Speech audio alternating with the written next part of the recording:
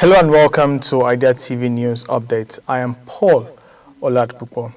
We begin straight up with the headlines. Nigeria to host Intra-Africa Trade Fair 2027. PENGASSAN backs NUPENG, warns of Dangote refinery shutdown. Meanwhile, Dangote urges Africa to embrace industrialization amid global economic shifts. And in India, oil CORP shift from US crude to West African and away from Africa. US undersea cable cuts in Red Sea disrupts internet across Africa and also Middle East.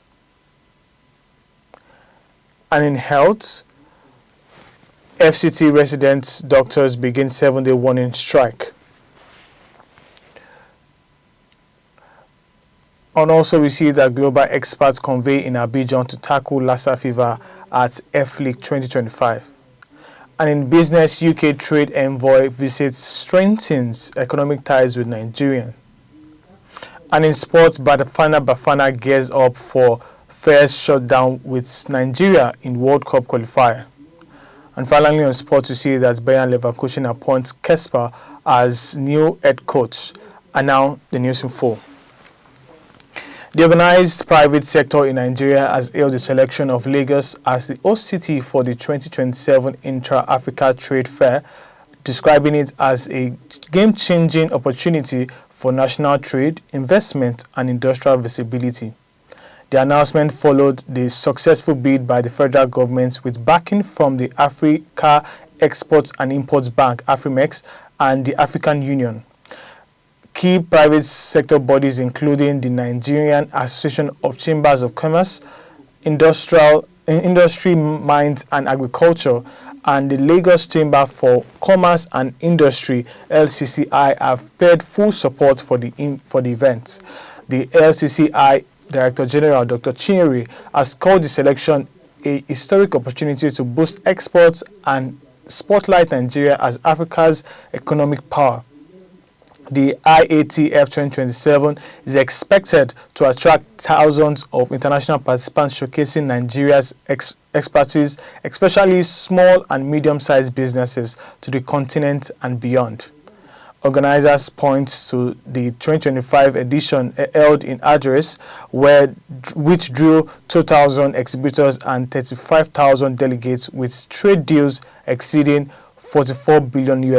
With operation already underway, stakeholders have vowed to deliver a world-class event that will position Lagos as a regional hub for innovation and commerce. And here in Nigeria, we see here that the Petroleum and Natural Gas Senior Staff Association, the PENGASSAN, has pledged solidarity with the Nigerian Union of Petrol and Natural Gas Workers, NUPENG, in its dispute with Dangote Refinery over workers' rights. NUPENG has threatened to halt fuel loading, alleging that refineries plan to stop its 4,000 truck drivers from joining union. PENGASSAN, in a statement by Secretary General Lumba, said it fully supports the call for unionization of tanker drivers and all refinery staff. The association accused Dangote Refinery management of resisting unionization since inception. Despite several diplomatic efforts, it warns that if the matter is not resolved, it would have no option but to join the shutting down of refinery operations. PENGASSAN stressed that the right of workers to organize and bargain collectively is guaranteed by Nigerian labor laws and International Labour Organization Convention. It urged stakeholders to begin urgent dialogue, warning the continued denial of workers' rights could disrupt the entire industry. Meanwhile, the Minister of Labour, Employment and Productivity has summoned a stakeholders meeting in Abuja to address this crisis. And now moving on, the president of Dangote Industrial Limited, Aliko Dangote, has called on African nations to harness internal strength and seize global opportunity to close industrial gaps and stabilize the continent's economy. Speaking during Dangote's Group Special Day at the ongoing 4th Intra-Africa Trade Fair in Algiers, he advocated for a deliberate shift towards manufacturing and industrialization as a solution to global economic uncertainties. Dangote was represented at the event by the Special Advisor, Engineer Ahmed. Dangote encouraged stakeholders across Africa, Africa's manufacturing and industrial sector to embrace a new mindset focused on building strong regional value chain and expanding intra-African trade. He highlighted the impact of current geopolitical tension and trade disruptions, urging Africa's exporters to take advantage of the changing global supply dynamics by competitive filing existing trade gaps. The prominent businessman expressed their appreciation to the African Export and also Import Bank, the African Union Commission, and the AFCTA Secretariat, dedicating a day to the Dangote Group, reflecting on the event's theme, Gateway to New Opportunities. Emphasized that the need for Africa to move beyond exporting raw materials and invest in domestic processing to unlock the continent's vast economic potential. And now moving on to India, where we see that India's top refinery, India Oil Corporation IOC, has opted to skip US crude in latest tender, instead purchasing 3 million barrels of oil from West Africa and Middle East suppliers. According to trade sources, over the weekend, the state-run refinery secured 1 million barrels each of Nigeria's Agbami and Hussein crude from Total Energies, along with 1 million barrels Abu Dhabi's DAS crude from Shell. The Nigeria cargoes were purchased on a free on-board bias, while the DAS crude was bought on a delivery basis. With all shipments scheduled to arrive at India's ports between late October and early November, the shift follows IOC's earlier purchase of 5 million barrels of U.S. West Texas immediate crude oil last week, a move previously supported by favorable appreciation windows that made African oil cost-effective for India's refineries. However, rising landed costs for U.S. crude, despite a Brent WTI price spread of around $4 per barrel, have reduced its appeal. Additionally, ongoing geopolitical and trade tension have complicated matters. The U.S. recently doubled tariff on India's imports to 50%, citing India's purchase of Russian oil. Meanwhile, global oil markets fell on Friday amid a weak U.S. job report and growing concern over supply increased ahead of OPEC's meeting, with Brent crude dropping at $65.11 and WTI to $61.54 per barrel. Now, moving away from Africa, we see that there has been a massive internet disruption as it's some parts of Asia and the Middle East following the severals of multiple undersea cables in the Red Sea. The cuts affected key subsea cable systems, including the Southeast Asia, Middle East, Western Europe 4, that's the SMW4, and the India Middle East West Europe IMEWE near Jeddah at Saudi Arabia. Tech giants Microsoft confirmed degrading services on its Azure Cloud's platform, which users experience increased latency, particularly in cross-regional data traffic between Asia and the Middle East. The disruption was first reported in early September has affected internet connectivity in countries such as India, Pakistan, and the United Arab Emirates. Network monitoring groups such as NetBlock and affected service providers like Etisalat and Du have confirmed slower access speed. Microsoft, which serves over 722 million users globally, acknowledged that while traffic outside the affected region remains stable, services rely on the damaged cables are experiencing performance issues. While the exact cause of the cable cut is still under investigation, the incidents come amid heightened tension in the Red Sea region, where rebels have previously been accused of targeting maritime infrastructure. Experts warn that the event highlights the global internet vulnerability, as over 95% of international data relies on submarine cables.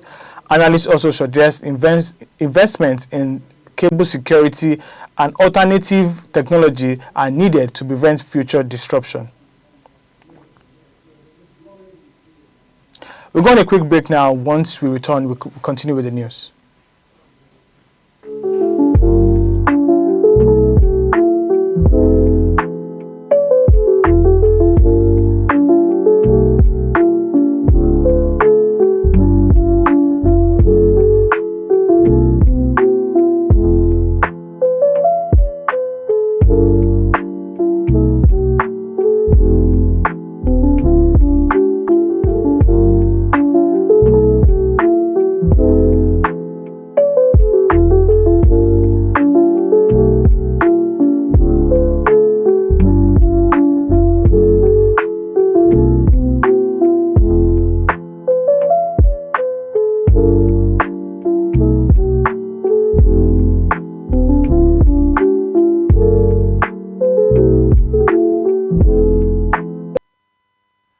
Welcome back. If you're just joining us, this is the Idea News Update. And now to the rest of the news. In health, the Association of Resident Doctors in FCT have started a 7-day warning strike over poor working conditions, unpaid allowances, and staff shortage. President George Ebong said that doctors face overwhelming pressure, often covering multiple departments, and warned of a health system collapse if reforms are delayed. The association demanded urgent actions on manpower, equipment, unpaid salary, and promotions. Minister of State for Health Isiaka Salako expressed hope that ongoing talks with the National Association of Resident Doctors would avert a nationwide strike, assuring the unpaid residents' allowances are being addressed. NARD had earlier issued a nationwide strike threat over unresolved arrears and unfulfilled government promises. And also, we see that leading global scientists and also experts and policymakers have gathered in Abidjan for the 2025 edition of the Emerging Lassa Fever International Conference, the most significant forum yet dedicated to tackling Lassa fever, one of Africa's deadliest public health threats. The 4-day event, organized by the West African Health Organization, WHO, aims to drive a new solution to combat the viral hemorrhagic fever. Held under the theme Beyond Borders, Strengthening Regional Cooperation to Combat Lassa and Emergency Infectious Diseases. The conference, which was officially opened by Cote d'Ivoire Prime Minister Robert Mugabe, key highlights includes ministerial roundtable, scientific workshops, and strategy section on vaccine development, surveillance, diagnosis, community engagement, and outbreak preparedness. High-level delegates from the ECOWAS member states, the WHO, World Bank, CEPI, and Africa Development Bank were in attendance, and also the WHO Director General, Dr. Alices, described the conference as a call to action, emphasizing the urgent need for regional cooperation and investment in research and healthcare infrastructure. With no approved vaccine or antiviral treatments currently available for Lassa fever, the forum aims to translate scientific progress into real-world impacts, particularly for the vulnerable and underserved communities across West Africa. And now moving on to news in business, we see that the recent visit by the UK trade envoy to Nigeria, led by Florence Emerson, has reaffirmed the United Kingdom's commitment to deepen trade and investment relations with Africa's largest economy, Nigeria. The high-level engagement was part of an ongoing UK-Nigerian Enhanced Trade and Investment Partnership, ETIP, focused on advancing collaboration across key sectors including fintech, agriculture, and manufacturing.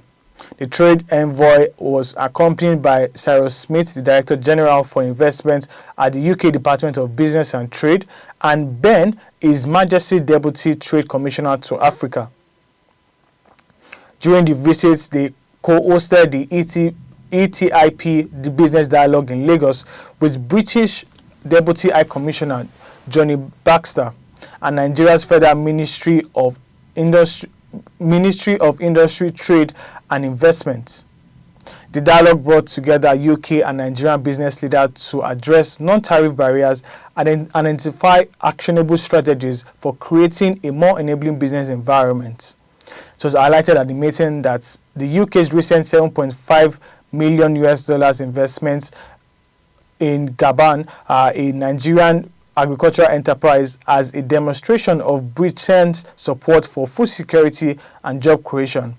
Bilateral talks with the Minister of Industry, Trade and Investment, as well as top executives from Lemfi, InterSwitch and Zenith Bank, also explored deeper financial ties and capital markets opportunities via the London Stock Exchange.